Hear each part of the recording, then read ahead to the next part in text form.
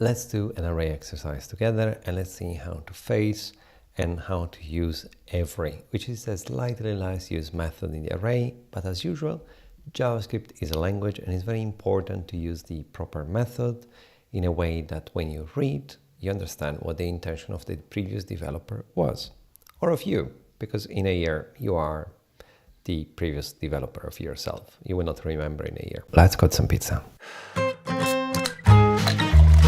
JavaScript is a language. Don't be scared of JavaScript. JavaScript is very flexible. JavaScript is your friend.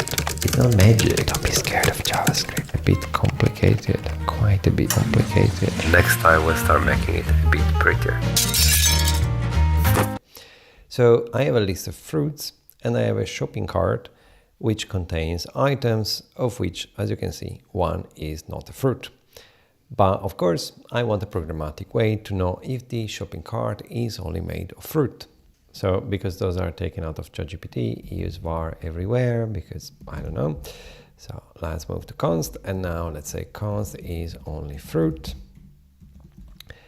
And this is true is for every item of the shopping cart, and every works as fine as sum as every array method except reduce that has one parameter more.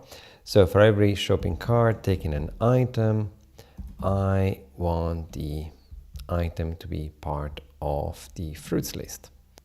So fruits dot includes item dot item. So console.log is only fruit, and now node index.js false. And if I remove the bread is true. Now, includes is a very easy way to see if an array includes an element. So it's faster than find or sum or anything. Every evaluates is this function always return true, and if it's only one time doesn't return true, it will stop the execution and it will say false, which means if bread is the first element instead of the last one, this function will run only once, so it is quite performant.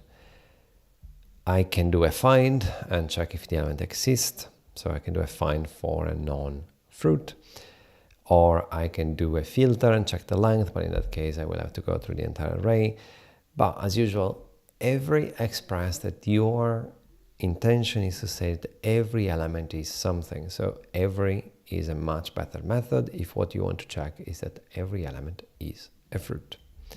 And now it's time to code some pizza.